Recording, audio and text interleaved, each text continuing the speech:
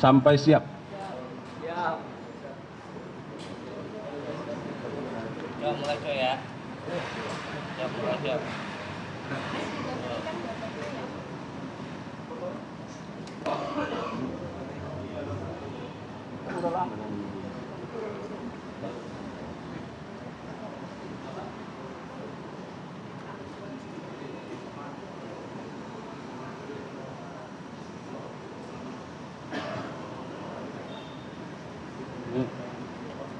On time ya, Bang?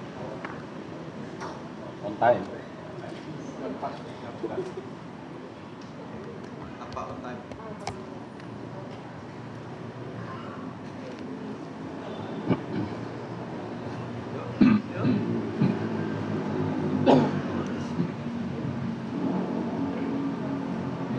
Udah mulai yuk, buru.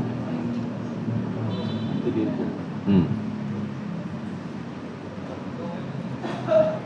Oke? Oke ya. Baik. Assalamualaikum warahmatullahi wabarakatuh. Waalaikumsalam warahmatullahi. Selamat malam, salam sejahtera untuk kita sekalian. Salam, Om Swastiastu, Namo Buddhaya, salam kebajikan, salam bahagia, salam sehat dan rahayu untuk kita semua.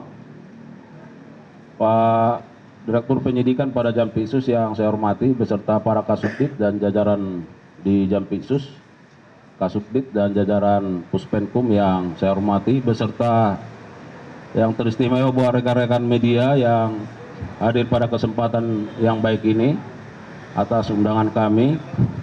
Rekan-rekan media, tentu kita patut memanjatkan syukur kepada Sang Ilahi atas berbagai nikmat, khususnya nikmat sehat yang diberikan kepada kita sehingga malam hari ini kita bisa terus melakukan kegiatan, khususnya dalam press conference pada malam hari ini. Rekan-rekan media, bahwa kita akan mendengarkan bersama-sama rilis yang akan disampaikan oleh Direktur Penyidikan terkait dengan perkembangan penanganan perkara dugaan tindak pidana korupsi pada pemberian kredit dari Bank Jabar dan Bank DKI kepada PT Sritek. Ya. Sebelum Pak Direktur Penyidikan menyampaikan beberapa poin penting, ada hal-hal yang ingin kami sampaikan bahwa dalam perkara ini penyidik sudah melakukan pemanggilan dan pemeriksaan setidaknya terhadap 55 orang saksi dan 1 ahli. Dan hari ini penyidik sudah menjadwalkan dilakukan pemeriksaan terhadap setidaknya 9 orang.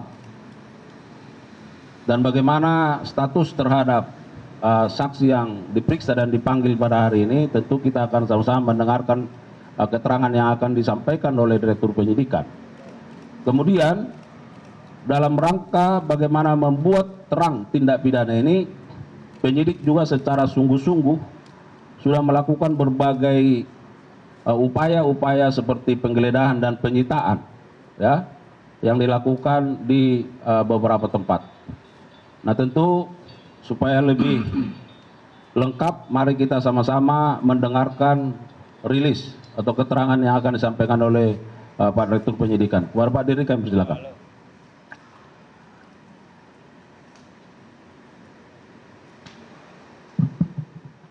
Assalamualaikum warahmatullahi wabarakatuh.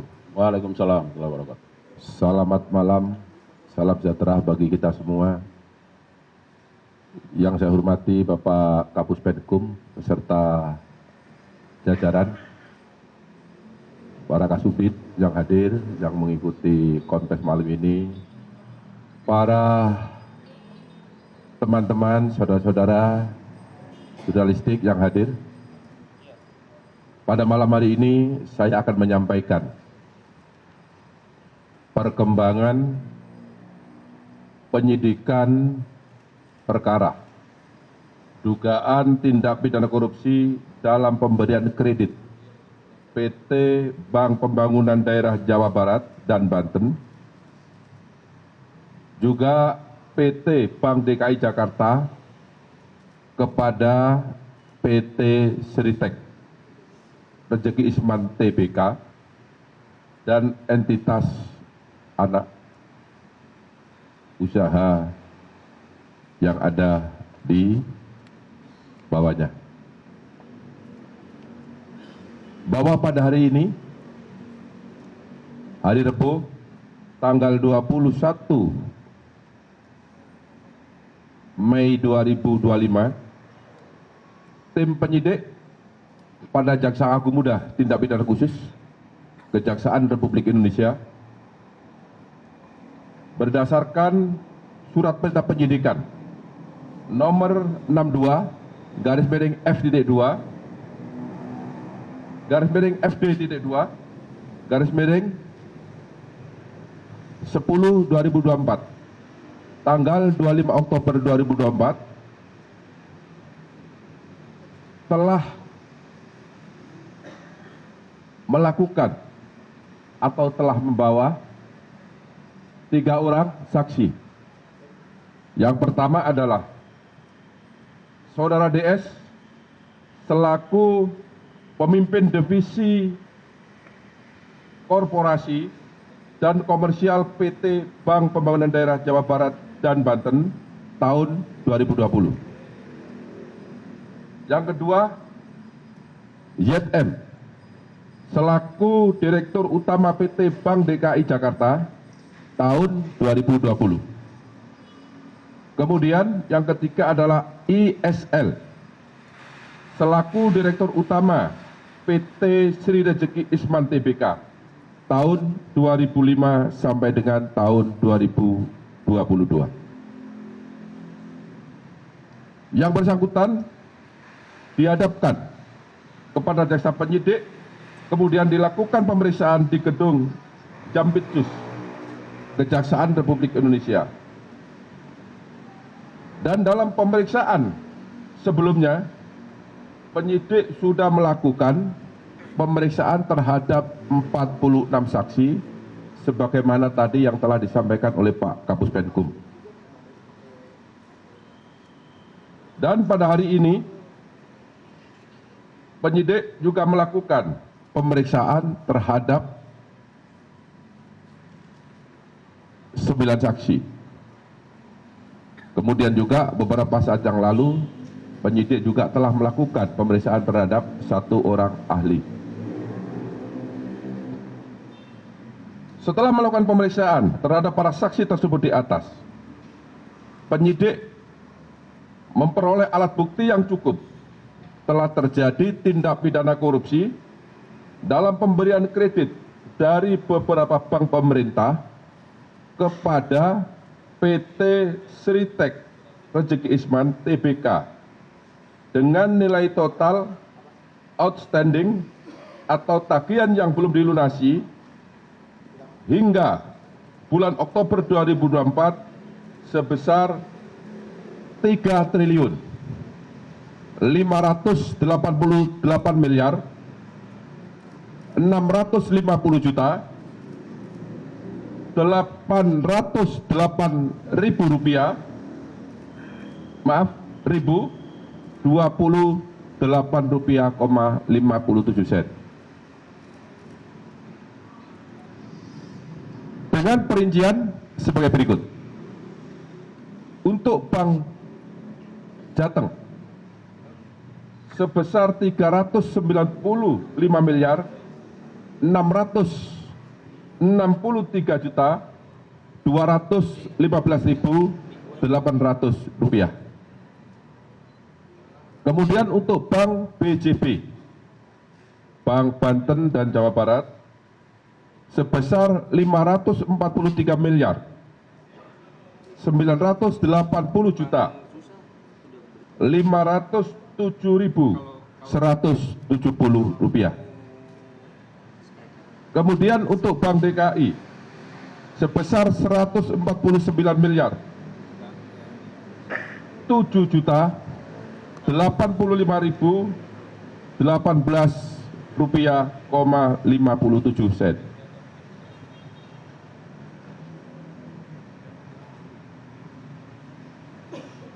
Kemudian yang keempat, yaitu Bank Sindikasi yang terdiri dari Bank BNI, Bank BRI, dan LPEI. Jumlah seluruhnya adalah 2 triliun 500 miliar rupiah.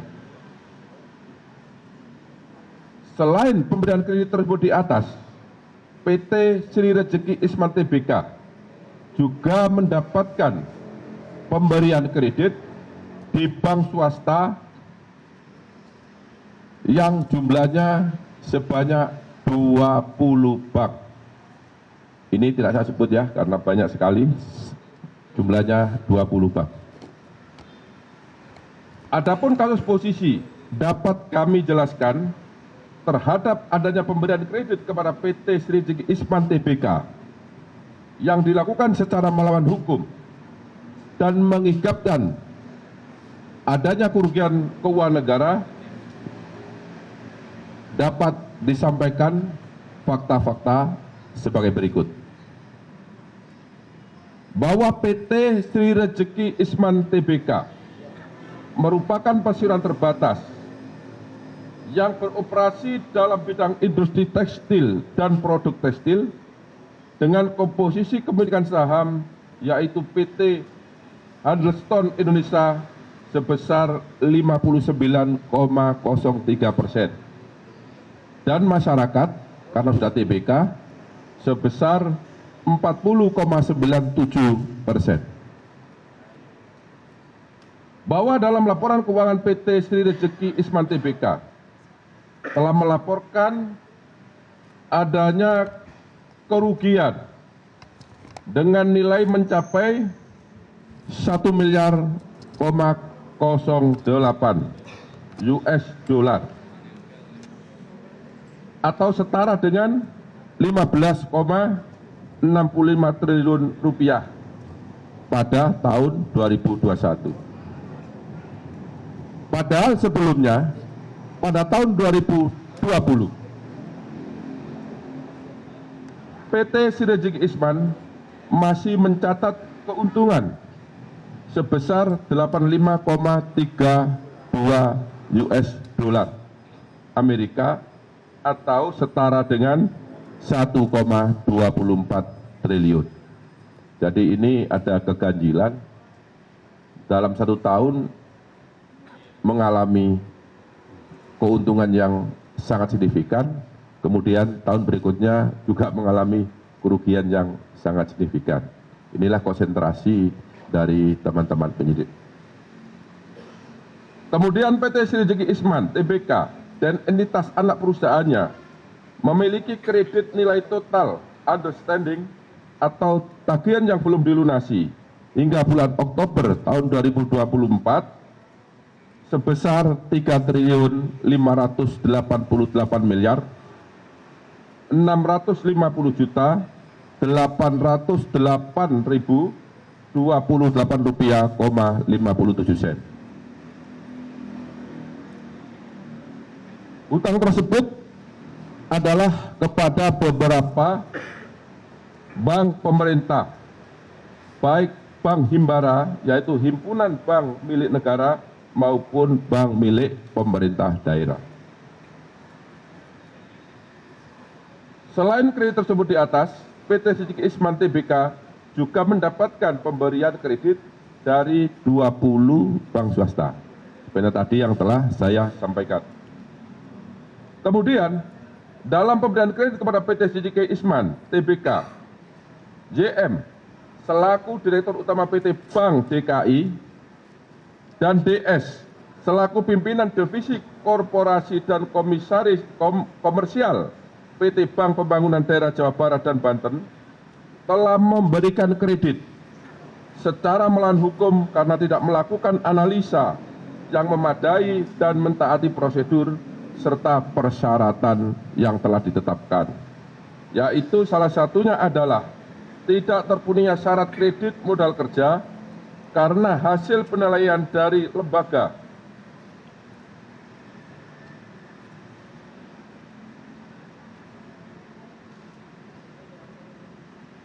pemeringkat Fit and Modis disampaikan bahwa PT Si Rezeki Isman Tbk hanya memperoleh predikat BB- atau memiliki resiko gagal bayar yang lebih tinggi.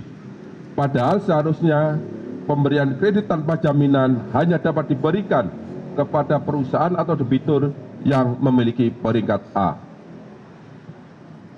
Yang seharusnya dilakukan sebelum diberikan finance kredit sehingga perbuatan tersebut bertentangan dengan ketentuan standar operasional prosedur bank serta Undang-Undang Republik Indonesia Nomor 10 Tahun 1998 tentang perbankan sekaligus penerapan prinsip kehati-hatian.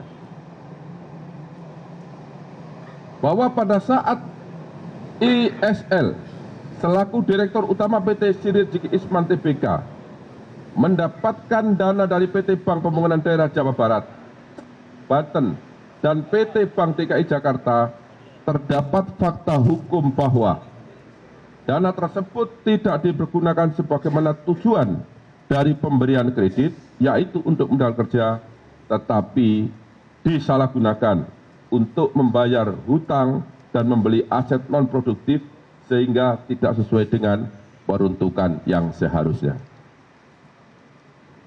Bahwa kredit yang diberikan oleh PT Bank Pembangunan Daerah Jawa Barat, Banten, dan PT Bank DKI Jakarta kepada PT Si Rezeki Isman Tbk saat ini macet dengan volatilitas 5 dan aset perusahaan tidak bisa dieksekusi untuk menutupi nilai kerugian negara karena nilai lebih kecil dari nilai pemberian pinjaman kredit serta tidak dijadikan sebagai jaminan atau agunan.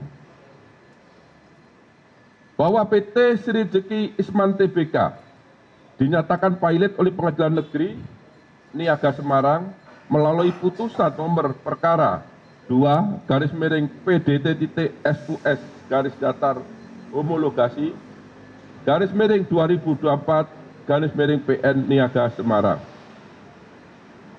Bahwa akibat adanya pemberian kredit secara melawan hukum tersebut yang dilakukan oleh PT Bank Pembangunan Daerah Jawa Barat Banten dan PT Bank DKI Jakarta kepada PT Si Rezeki Isman Tbk telah mengakibatkan adanya kerugian keuangan negara sebesar 692.592.188 rupiah dari total nilai outstanding atau tagihan yang belum dilunasi sebesar 3.538.808.028 rupiah,57 sen.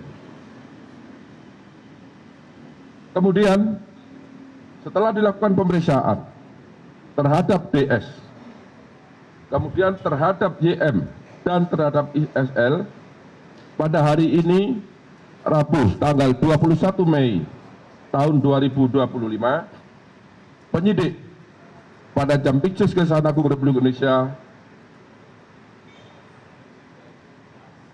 menetapkan 3 orang tersebut sebagai tersangka karena ditemukan alat bukti yang cukup telah terjadi tindak pidana korupsi dalam pemberian kredit PT Bank Pembangunan Daerah Jawa Barat dan Banten serta PT Bank DKI Jakarta kepada PT Si Rezeki Isman Tbk. Penetapan tersebut berdasarkan untuk ISL, yaitu penetapan nomor 35 tanggal 21 Mei 2025. Untuk tersangka DS berdasarkan penetapan nomor 36 tanggal 21 Mei 2025. Dan untuk tersangka YM berdasarkan penetapan nomor 37 tanggal 21 Mei 2025.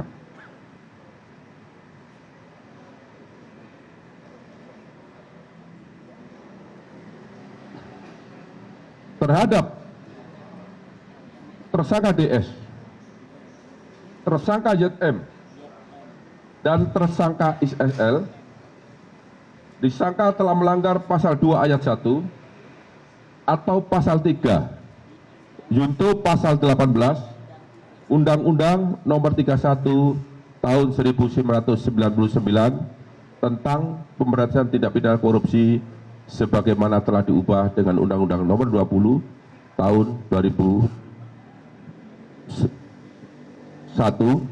junto pasal 55 ayat 1 ke 1 Kitab Undang-Undang Hukum Pidana. Terhadap 3 tersangka mulai malam ini dilakukan penahanan untuk 20 hari ke depan. Untuk tersangka XSL dilakukan penahanan berdasarkan surat perintah nomor 32 tanggal 21 Mei 2025. Untuk tersangka DS berdasarkan surat perintah penahanan nomor 33 tanggal 21 Mei 2025, dan untuk tersangka JM berdasarkan surat perintah penahanan nomor 34 tanggal 21 Mei tahun 2025. Yang bersangkutan ditahan di Rutan Salim Baca Pengejaran Agung dan sebentar lagi akan dilakukan atau dibawa ke tahanan. Demikian yang dapat saya sampaikan. Apabila ada kata-kata yang kurang jelas, kata-kata yang kurang dimengerti, saya mohon maaf. Dan saya akhiri, wabillahi taufiq wal hidayah. Wassalamualaikum warahmatullahi wabarakatuh. Waalaikumsalam warahmatullahi wabarakatuh. Terima kasih kepada Pak Direktur Penyidikan. Rekan-rekan media, barangkali ada satu hal yang ingin kami tegaskan supaya tidak bias di masyarakat seolah-olah ada penanganan yang disparitas. Perlu diketahui bahwa tadi sudah disampaikan oleh Pak Dirdik bahwa selain 4 bank, ya, sesungguhnya ada 20 bank. Tapi harus dipahami bahwa bank-bank yang lain itu adalah bank-bank swasta. Nah, kita tangani bank pemerintah dan bank daerah karena ini terkait dengan keuangan negara, ya, sebagai pintu masuknya, ya. Jadi supaya ada penjelasan ke masyarakat, kenapa hanya 4, kenapa yang lain tidak, ya. Karena ini terkait dengan kewenangan kita menyangkut masalah keuangan negara. Saya kira begitu. Silakan kalau ada pertanyaan.